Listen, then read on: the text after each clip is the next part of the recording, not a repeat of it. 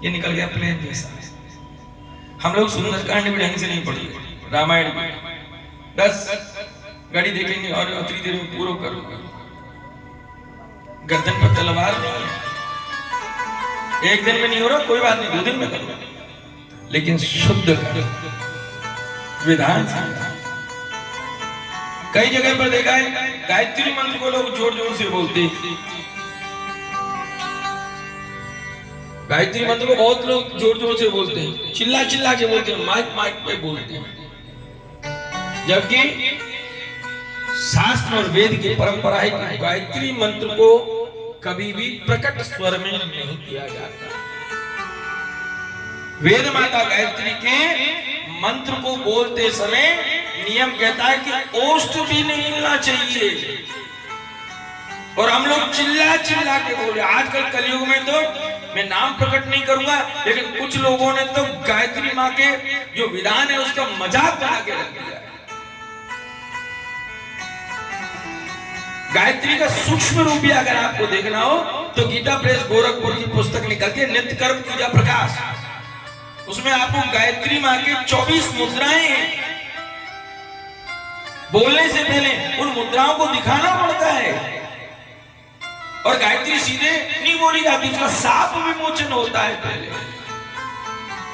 उसके बाद गायत्री मंत्र होता है।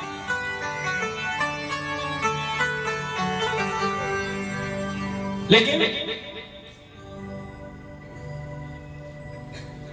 गोस्वामी तुलसीदास जी ने कहा है कि कलयुग के पाखंड में उपजी नए नित पंथ। इस कलयुग की एक पहचान है कि बस थोड़ा सा नाम क्या हुआ, वो अपना अलग धर्म अपना ज्ञान बना करके बैठ जाता है। सब ये हम भगवान हो गए, हम आचार्य हो गए, हम ये हो गए, हम वो हो गए, फलाने। गायत्री मंत्र का विधान है, बहुत ध्यान से समझिएगा कि अपनी जिह्वा का जो अग्रभाग है, अपनी जिह्वा का जो अग्रभाग है उसे फोल्ड करते हुए और तालू से स्पर्श करा करके, और जब तक मंत्र बोला जाए जब तक जिह्वा का अग्रभाग तालू से ब्रह्म से अलग नहीं होना चाहिए। क्योंकि जब तुम जिह्वा को ब्रह्म में करोगे तो भी उसी में से ब्रह्म में से जो रस निकलता है, ब्रह्म अमृत तत्व का जो रस निकलता है, उसी से तुम्हारा भजन और तुम्हारा शरीर पुष्ट होता है।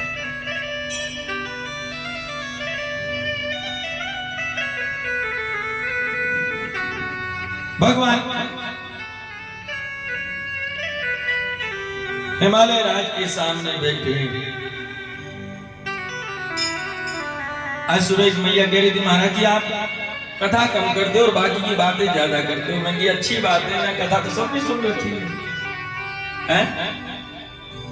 बात बातों का विषय नहीं है, बात है समझने का विषय। कथा वही है, मैंने आपको प्रथम दिवस में निवेदन किया था, कथा वही है, मैं कोई अलग नहीं कह रहा, वही कर रहा है। लेकिन जो समाज में घट रहा है, कथा का उद्देश्य क्या है कि अगर हमारे सनातन में कुछ गलत हो रहा है तो उसे सुधारने का हम प्रयत्न करें। कथा का मुख्य उद्देश्य है समाज में परिवर्तन, जो गलत है उसे सही करें। हिमालय राज ने कह दिया कहीं गुण दोष मम श्रुता, कि मेरी पुत्री के आप गुण और दोष सुत सुता, मैंने बताया ना, पुत्र लड़का बेटा और छोरा। जो कहते हैं मेरा छोरा है, मेरा लड़का है, मेरा पुत्र है, पुत्र का अर्थ क्या? शास्त्रों में जो शब्द दिए हैं उसको निवेदन करके समझिएगा। पुत्र, पुत्र का अर्थ क्या था? पा माने पितृ, नीचे ऊ की मात्रा उता, संस्कृत में कहते हैं उता माने ऊपर और त्रा माने तृप्त।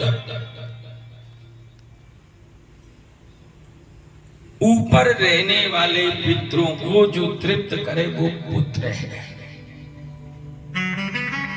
पुत्र का अर्थ लड़का, लड़का क्या है? लड़का का मतलब है जो लड़ लड़के अकेला हो जाए वो लड़का है। माता पिता इधर और लड़ लड़के बाद तुम इधर रहो ना हम चले उधर। जो लड़ लड़के अकेला हो जाए वो लड़का। और बेटा लड़ के अकेला हो गया जब तक ठीक है बेटा, यानी जो हर चीज को बांट ले, घर भी बांटे, व्यापार भी बांटे, धन दौलत भी बांट ले, माता पिता को भी बांट ले, वो बेटा। और छोरा आए दिन अखबार में पढ़ने को मिलता है कि सोते हुए माता पिता की गर्दन पर धन की इच्छा में और छोरा चला दिया। शब्द का बड़ा प्रभाव। आचार्य ने नाम रख दिया जय किशन, पढ़े लिखे माता पिताओं ने कर दिया जय किशन में से जय का शॉर्ट ले लिया जय, और किशन का ले लिया के, और बेटे का नाम रख दिया जय की। अब पता ही नहीं चल रहा कि 4 पैर वाला है कि 2 पैर वाला है, कौन सा जय की है? पंडित जी आए, पंडित जी ने नाम रख दिया विवेक कुमार। इतना सुंदर नाम है विवेक कुमार। विवेक यानी बुद्धि, कुमार यानी बुद्धि का पुत्र कौन? श्री गणेश। विवेक कुमार। और नाम क्या रख दिया? विवेक का वी ले लिया और कुमार का के ले लिया, और बेटे का नाम रख दिया विक्की। क्या नाम रख दिया? विक्की। और फिर कहते हैं पंडित जी बेटा घर की देहरी रुकता ही नहीं। अरे रुकेगा कहां? उसका नाम विक्की है, विक्की तो सड़क पे दौड़ेगी, वो घर में कहां से रुकेगा? यथा नाम तथा गुण। नारद जी ने नाम रख दिया मां का पार्वती।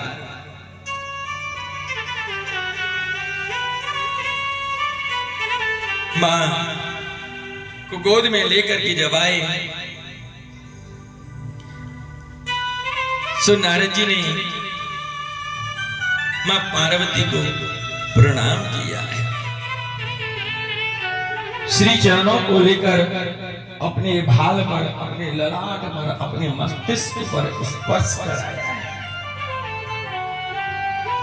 दुनिया का पहला कन्या पूजन श्री नारद जी महाराज मां भगवती का कर रहे हैं।